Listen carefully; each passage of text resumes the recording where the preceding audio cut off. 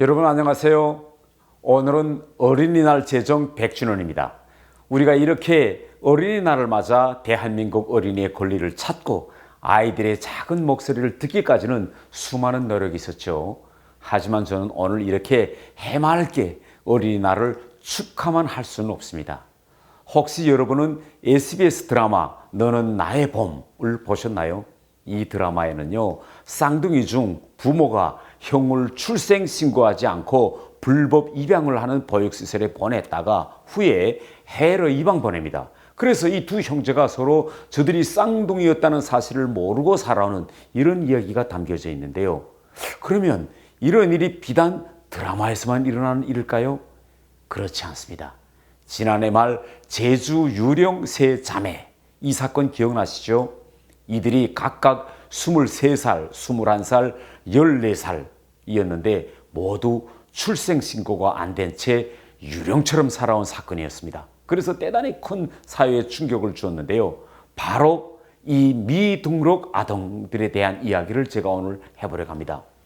지난해에요, 전국 각지에서 조사를 해본 데 하면 8,000명에서 최대 2만여 명의 미등록 아동이 있을 것이다. 이런 조사 결과가 나왔습니다. 있지만 없는 아이들, 태어나도 그림자처럼 살아가는 아이들이 이렇게 많다니 정말 저는 대단히 큰 충격적으로 다가왔습니다. 이러한 미등록 아동들 중에는 부모가 일부러 출생 등록을 하지 않은 이런 애들도 있지만 부모가 출생 등록을 하고 싶어도 외국인으로서 체류 자격이 없다는 이유로 국가가 등록을 받아주지 않는 아동들이 더 많습니다. 아무 잘못도 하지 않았는데 법을 어긴 존재가 돼서 사람의 눈을 피해가면서 고개를 숙이고 살아가는 이들의 처지.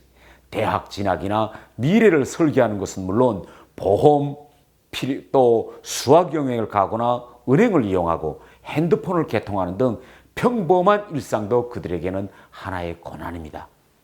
유엔 아동권리 협약에 의거해 교육받을 권리는 다 같지만 서류상으로는 존재하지 않는 이러한 모순된 현실에서 아이들은 지금 유령같이 살아가고 있습니다. 한국 사회가 안고 있는 이 미등록 아동 문제, 과연 해결할 방법은 없을까요? 일각에서는 출생 통보제를 실시하면 미등록 아동 문제를 완화할 수 있다고 하고 있습니다. 지금 한국에서는요, 99.5%의 아이들이 병원에서 태어나고 있습니다. 그래서 병원에서 산모와 태어난 아이들의 정보를 정부에 전달하면 일단 아이가 태어났다는 사실은 정부가 인지할 수 있습니다. 해외에서는 이미 전부터 출생 통보 의무를 부모와 의료진이 공동으로 부담하는 이런 신생아의 출생 등록이 누락되지 않도록 나라에서 방안을 마련하고 있습니다. 오늘 제가요, 제 개인 이야기를 좀 하려고 합니다. 혹시 여러분들 중에는 제가 쓴 책 3층 서기실의 암호라는 이 책을 읽어보신 분이 있으신지요? 이 책의 114페이지에 제 둘째가 덴마크에서 태어난 이야기가 나오는데, 당시 저희 집사람이 우리 북한 대사관 주변에 있는 겐초프트 구병원에서 둘째를 낳았습니다. 그런데 저희들은 덴마크 법을 잘 모르다 나니 애를 낳은 후 일정한 시간이 되면 산모나 혹은 부모가 애를 주변에 있는 진료소에 데려가서 건강검진을 받아야 한다는 이런 사실을 잘 몰랐습니다. 그래서 당연히 병원에 안 갔죠. 그런데 하루 집에 벨이 울립니다. 제가 뜻밖의 문을 열고 나가니 거기에 간호사가 서 있는데요. 그가 하는 말이 얼마 전 겐초프트 병원에서 태어난 남자 아기가 이 집에 있느냐라고 물어봅니다. 저도 깜짝 놀랐습니다. 어떻게 알고 왔지? 어디다 등록도 안 했는데. 그 간호사가 하는 말이 애와 산모의 건강 상태를 확인하러 왔다고 하면서 자기를 소개했습니다. 그래서 결국은 그날 와서 산모와 제 애 건강을 다 확인하고 갔는데요. 그때 간호사라고 했던지 아니면 어린이 보육원이라고 했던지 정확한 명칭은 생각나지 않는데, 어쨌든 이렇게 출생 통보를 하지 않아도 병원에서 구청에 출생 통보를 하니 또 부모들이 제정된 시간 내에 애 건강검진을 하지 않으면 구청에서 이렇게 간호사가 찾아와서 건강검진을 하는 이런 제도인 것입니다. 이러한 출생통보제 도입을 국내에서 지금 10년 가까이 논의되고 왔는데요. 아직도 지금 실현되지 않고 있습니다. 법무부에서도 출생통보제를 실시하자는 법 개정안을 국회에 보냈지만 아직 계류 중에 있습니다. 왜냐고요? 우선 의료기관의 반대가 큰 이유입니다. 의료계는 일선이 부족한 상황에서 출생통보 업무까지 하게 된다면 상당한 업무 부담을 또 안게 된다고 하고 있습니다.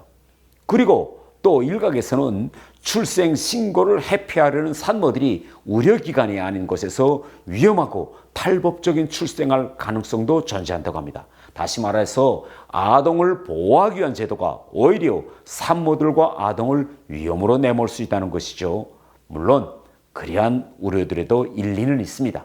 그리고 출생통보제가 아동을 지키기 위한 개정안으로 또 단순히 그 어떤 법 개정에 그칠 것이 아니라 아동을 키울 환경이 조성될 수 있도록 국가 차원에서 적극적인 복지가 필요하다고 저는 생각합니다. 그러나 이 중에서도 부모가 단순히 불법 체류자라는 이유 때문에 자신의 존재를 부정당하고 있는 이런 미등록 아이들은 어떻게 하면 좋을까요? 체류 자격을 얻고 그들의 존재가 있는 그대로 인정받는 그런 사회가 되기를 바랍니다. 이는 앞으로 100년 이주민과 우리가 함께 살아나가야 할 한국 사회의 성원권에 대한 묵직한 고민이기도 합니다. 여러분, 우리 오늘 어린이날을 맞아 이렇게 좀 무거운 주제를 한번 다 같이 고민해 봅시다.